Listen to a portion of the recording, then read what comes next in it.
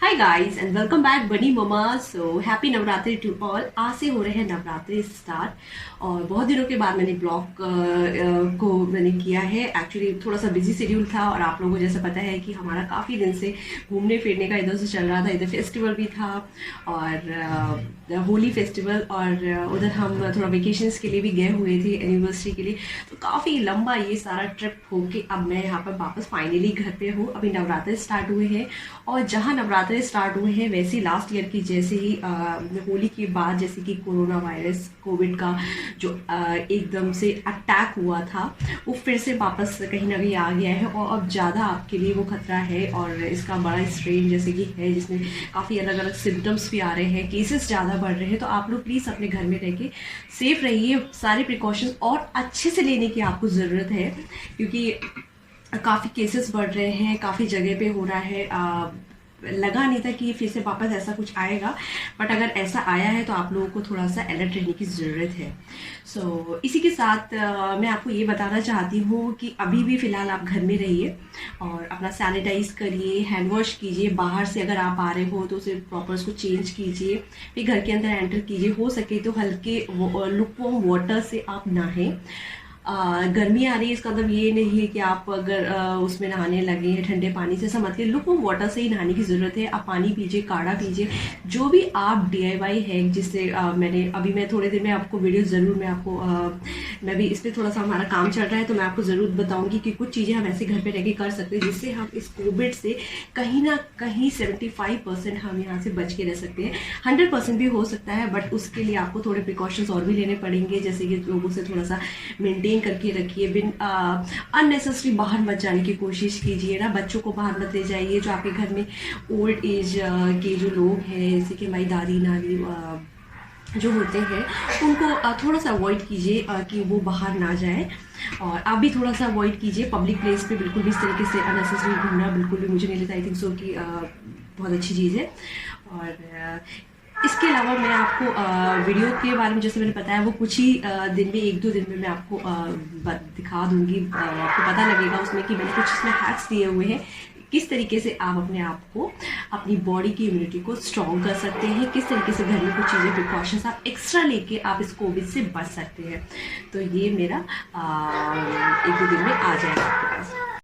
अच्छा, ये जो वीडियो है एक्चुअली मैंने इसलिए मैं आपको थोड़ा सा शेयर करना चाहती थी इस वीडियो में कि अगर आप कुछ घूमने का प्लान कर रहे हैं, क्योंकि बहुत सारे लोग उत्तराखंड में इधर प्लान करते हैं घूमने के लिए और काफ़ी लोग जाते भी हैं।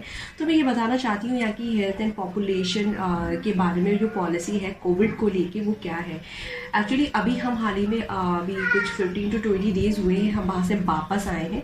और मैं आपसे एक बात अपनी शेयर ये करना चाहूँगी कि जब हम वहाँ से रिटर्न हो रहे थे तब हमें ये बात पता लगी थी कि जिस दिन हम रिटर्न हुए हैं उसी दिन ही शायद उस जगह पे मसूरी के उस आसपास के सारे एरिया में पूरा लॉकडाउन हो गया था। सो बाई लक हमारा तो ये था कि हम वहाँ से वापस आ गए थे। तो कि ठीक है, हम तो ठीक है सेफली वापस आ गए। फिर भी हमको काफ़ी डर लग रहा था कि कुछ ऐसा था जिसकी वजह से लॉकडाउन हुआ है वहाँ पर।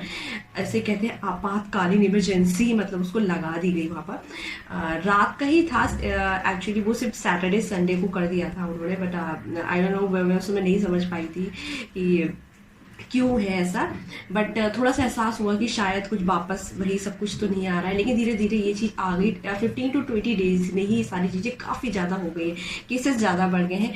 अगर आप ये प्लान कर रहे हो उत्तराखंड में हिल स्टेशन पे घूमने का किसी भी जगह पे, तो यहाँ पर कुछ पॉलिसीज़ हैं, कुछ गाइडलाइंस हैं जैसे कि मैं आपको यहाँ पर बताने जा रही हूँ। तो प्लीज़ उसे ज़रूर ध्यान से बिना स्किप किए वीडियो को प्लीज़ आप सुनिएगा जो मैं आपको यहाँ पर बताना।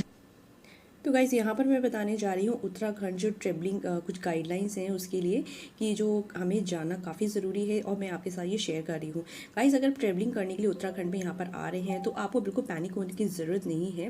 आपको सिर्फ इतना ध्यान रखना है कि अपना जो मास्क है आप उसको साथ में लेके चले throughout your travelling period and keep extra sanitiser mask. तो आप इनको रख लीजिए क्योंकि हमें कब कहाँ ज़रूरत पड़ जाए, और वैसे भी इसे लगाना ज़रूरी है। अगर आप कार के अंदर भी बैठे हैं तब भी आपको लगाना काफ़ी ज़रूरी है। इसके अलावा आपको ये भी ध्यान रखना है कि सोशल डिस्टेंसिंग का आपको फॉलो करते रहना है, जो हमेशा से बताया जा रहा है।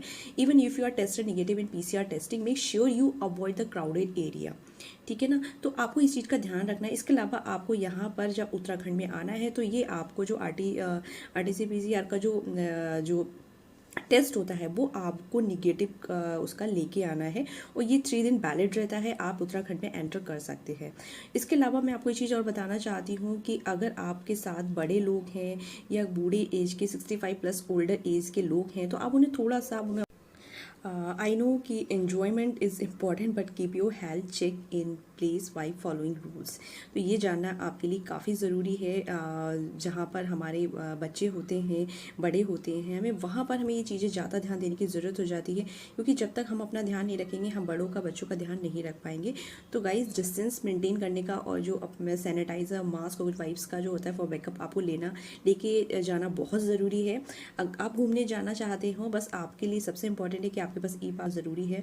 लॉकडाउन के टाइम में आपको ई-पास ज़रूरी होता है, बाकी का जो RT-PCR फॉर्म होता है वो आपके पास नेगेटिव रिपोर्ट होना ज़रूरी है। अच्छा गाइस, ये चीज़ें जो मैंने आपके साथ थोड़ी सी शेयर की हैं, इसका शेयर करने का मेरा सिर्फ एक ही रीज़न था, क्योंकि एक्चुअली जब हम वापस आए थे ट्रैवलिंग के बाद तो काफ़ी लोग हमसे ये सारे क्वेश्चनिंग वगैरह कर रहे थे हमें कि आप लोग अगर वहाँ ट्रैवलिंग पे गए हो तो आपको कोविड की वजह से कोई और सफ़र तो नहीं करना पड़ा किसी भी तरीके से, लेके आपके पास बेबी भी था, बड़े लोग भी थे आपके पास। हालाँकि वो 65 ईयर्स एबव एज के नहीं है, मम्मी पापा गए थे, बट फिर भी उस टाइम में इतनी सारी चीज़ें नहीं थी। मैंने कि आपको बताया था कि जब वापस आ रहे थे तो वहाँ पर एकदम से लॉकडाउन लग गया है, सैटरडे संडे नाइट कर्फ्यू। तो वो थोड़ा सा आई वाज शॉक्ड कि मतलब था भी शॉकिंग, मैं शॉक हो गई थी कि ऐसा क्यों है। तो उस टाइम ऐसा कुछ नहीं था, बट मैं इसीलिए बता रही हूँ कि अभी भी लोग मेरे पास वही क्वेश्चन कर रहे हैं कि अगर हम सब जा चुके हैं तो वो भी आ सकते हैं, बट ऐसा नहीं है गाइस। आपको जो ये गाइडलाइंस है वो 1 अप्रैल से 31 अप्रैल के बीच की मैंने बताई है। अगर इस ड्यूरिंग दिस पीरियड आप महाकुंभ मेला एट हरिद्वार में अगर आप आएंगे तो आपको ये सारी चीज़ें आपको फॉलो करनी पड़ेंगी इस गाइडलाइन के साथ। पहले ये रिपोर्ट आपके पास कंपलसरी नहीं था, उन्होंने थोड़ा सा जनवरी के बाद सब चीज़ें हट चुकी थी, जैसे कि लॉकडाउन खत्म हो गया था, सब चीज़ें खत्म हो गई थी, तो ये भी सब हो गया था खत्म। उसी दौरान हम चले गए थे घूमने के लिए, तो हमने प्लान भी कर लिया था, ठीक है थोड़ा एक लॉन्ग ट्रिप किया जाए फैमिली के साथ। तो ये चीज़ आप थोड़ा सा कंफ्यूज बिल्कुल मत होना आप वो सारे वीडियोस देख के, क्योंकि एक्चुअली हमारे वीडियोस को लेटेस्ट है, तो प्लीज़ डोंट बी कंफ्यूज कि आप यहाँ पर ऐसे ही आ सकते हो। तो अब काफ़ी परेशानी है, आप ऐसे नहीं आ सकते हो। और इसके अलावा मैंने जैसा बताया कि घूमने की कोई ऐसी वो नहीं है कि आप यहाँ पर नहीं आ सकते, बस सारी चीज़ों को फॉलो करके आप यहाँ पर बिल्कुल आ सकते हो। और बस गाइस, ये मेरा वीडियो सिर्फ मैं आपको इसीलिए आपके लिए मैंने जो शेयर किया था आपके साथ बैठ के, क्योंकि बहुत सारे क्वेश्चंस आने के बाद मुझे लगा आई थिंक कि शायद मुझे कुछ चीज़ें आपके साथ शेयर करनी चाहिए, वरना लोग कंफ्यूज होते हैं। कंफ्यूज होने के बाद कुछ प्लानिंग्स करने लगते हैं, तो बाद में उन्हें काफ़ी परेशानी होती है। तो ये चीज़ें आपके साथ ना हो, तो मैंने ये चीज़ें कुछ शेयर की थी। एंड बाकी जैसे कि नवरात्र चल रहे हैं, तो आपका माता रानी आप एक बहुत सारी कृपा रखें और आपके नवरात्रे बहुत अच्छे जाए। इवन मैं तो चाहती पूरा साल लास्ट ईयर की जैसा तो बिल्कुल एटलीस्ट ना जाए, तो काफ़ी अच्छा जाए। आप लोग अपना, बच्चों का, बड़े लोगों का ध्यान रखिए, केयरफुल रहिए चीज़ों को लेके, और प्लीज़ स्ट्रिक्टली आप सारी चीज़ों को फॉलो कीजिए। तो आज का मैं ब्लॉग यही ख़त्म करती हूँ, तो फिर मिलेंगे। ओके, सो बाय।